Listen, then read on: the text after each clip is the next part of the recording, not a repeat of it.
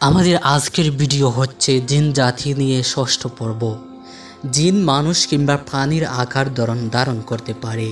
জিন মানুষ কিংবা প্রাণীর আকার ধারণ করতে পারে এবং জ্বলন্ত উল্কাপিণ্ড শয়তান জিনকে দাওয়া করে। প্রিয় দর্শকবৃন্দ, এবার আসে বিস্তারিত আলোচনায়। মহান আল্লাহ পাকের দেয়া শক্তি ব্যবহার করে শয়তান জিন মানুষ কিংবা প্রাণীর আকার বা রূপ ধারণ করতে পারে। সহিহ হাদিসের মাধ্যমে এই সত্য প্রতিষ্ঠিত।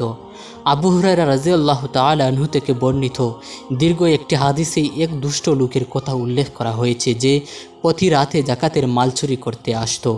আবু হুরায়রা রাদিয়াল্লাহু তাআলা আনহু প্রতি রাতেই তাকে ধরে ফেলতেন, কিন্তু লোকটি বিভিন্ন অনুরোধ করে মাফ নিয়ে চলে যেত এবং পরের রাতে আবার চুরি করতে আসতো। পরপর 3 রাতে সেই মানুষটিকে ধরার পরে রাসূল সাল্লাল্লাহু আলাইহি সাল্লামকে ঘটনা অবহিত করলে তিনি আবু হুরায়রা রাদিয়াল্লাহু তাআলা আনহুকে জিজ্ঞেস করেন, ওহে আবু হুরায়রা, তুমি কি জানো তুমি এই 3 রাতে কার সাথে কথা বলেছ? ওটা শয়তান ছিল।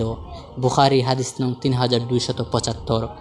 বদরের যুদ্ধের সময় ইবলিস শয়তান মক্কার কুরাইশদের কাছে বনু কিনানাহর সরদার সুরাক্কা ইবনে দুশাম এর আকার ধরে গিয়ে তাদেরকে রাসূল সাল্লাল্লাহু আলাইহি ওয়াসাল্লামের বিরুদ্ধে যুদ্ধ করার প্ররোচনা দিয়েছিল। আবু সাঈদ খুদরী রাদিয়াল্লাহু তাআলা আনহু থেকে বর্ণিত, রাসূল সাল্লাল্লাহু আলাইহি ওয়াসাল্লাম বলেছেন, মদিনার কিছু সংখ্যক জিন মুসলমান হয়েছে, এদেরকে যদি কেউ দেখো তাহলে 3 বার সাবধান করবে, তারপরেও আবার এলে সেই প্রাণীকে হত্যা করবে। মুসলিম হাদিস নং 2234। জ্বলন্ত উল্কাপিণ্ড শয়তান জিনকে দাওয়া করে। শেষ নবী মুহাম্মদ সাল্লাল্লাহু আলাইহি সাল্লামের নবুয়তের আগ পর্যন্ত জিন জাতি আকাশে প্রান্তসীমা পর্যন্ত গিয়ে গাপটি মেরে সংবাদ সংগ্রহের জন্য লুকিয়ে থাকত। আল্লাহ তাআলা যখন কোনো আদেশ করতেন ফেরেশতাদের, তখন ফেরেশতারা সেই আদেশ মুখে মুখে ছড়িয়ে দিত।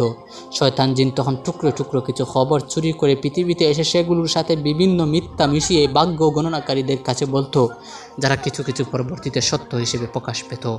রাসূল সাল্লাল্লাহু আলাইহি সাল্লামের নবুয়তের পরে আল্লাহ তাআলা ঊর্ধ্বাকাশ এবং নিচের আকাশের মাঝে একটি পর্দা দিয়ে দিলেন। ফলে শয়তান জিনরা আর কোনো আদেশ শুনতে পেত না, বরং চুরি করে খবর শুনতে নিলেই জ্বলন্ত উল্কাপিণ্ড তাদের পিছু নিত।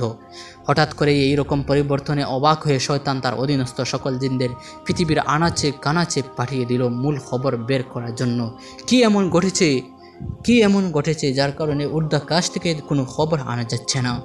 খবরের সন্ধানে জিনদের একদল যখন নাখালা নামের জায়গা দিয়ে যাচ্ছিল, রাসূল সাল্লাল্লাহু আলাইহি ওয়াসাল্লাম তখন সেই পথে উকাজ নামের বাজারে ইসলামের দাওয়াতের জন্য যাচ্ছিলেন। জিনদের দল যখন সেখানে পৌঁছলো, রাসূল সাল্লাম তখন সাহাবীদের নিয়ে ফজরের নামাজ পড়ছিলেন। রাসূল সাল্লাল্লাহু সাল্লামের মুখে কোরআনের তেলাওয়াত শুনেই জিনদের সেই দল বুঝতে পারলো কী কারণে তাদের ঊর্ধ্বাকাশে যেতে বাধা দেওয়া হয়েছিল। তারা ইসলাম ধর্ম গ্রহণ করে এবং নিজ সম্প্রদায়ের কাছে সংবাদ নিয়ে ফেরত চায়। বলুন, আমার প্রতি ওয়াহী নাজিল করা হয়েছে যে জিনদের একটি দল কোরআন শ্রবণ করেছে, অতঃপর তারা বলেছে আমরা বিস্ময়কর কোরআন শ্রবণ করেছি যা সৎপথ প্রদর্শন করে, ফলে আমরা তাতে বিশ্বাস স্থাপন করেছি। আমরা কখনো আমাদের পালনকর্তার সাথে কাউকে শরীক করব না এবং আরও বিশ্বাস করি যে আমাদের পালনকর্তার মহান মর্যাদা সবার ঊর্ধ্বে। তিনি কোনো পত্নী গ্রহণ করেননি এবং তার কোনো সন্তান নেই। আমাদের মধ্যে নির্বুদ্ধেরা আল্লাহ তাআলা সম্পর্কে বাড়াবাড়ির কথা বলতো। সূরা জিন 1-4। আমরা আকাশ পর্যবেক্ষণ করছি, অতঃপর দেখতে পেয়েছি যে কঠোর প্রহরীয় উল্কাপিণ্ড দ্বারা আকাশ পরিপূর্ণ। আমরা আকাশের বিভিন্ন গাড়িতে সংবাদ শ্রবণার্থে বসতাম। এখন কেউ সংবাদ শুনতে চাইলে সে জ্বলন্ত উল্কাপিণ্ড ওত পেতে থাকতে দেখে।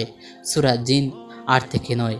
নিশ্চয় আমি নিকটবর্তী আকাশকে তারকারাজির দ্বারা সুশোভিত করেছি এবং তাকে সংরক্ষিত করেছি। প্রত্যেক অবাধ্য শয়তান থেকে ওরা ঊর্ধ্ব জগতের কোনো কিছু শ্রবণ করতে পারে না এবং চারদিক থেকে তাদের প্রতি উল্কা নিক্ষেপ করা হয়। ওদেরকে বিতাড়নের উদ্দেশ্য ওদের জন্য রয়েছে বিরামহীন শাস্তি।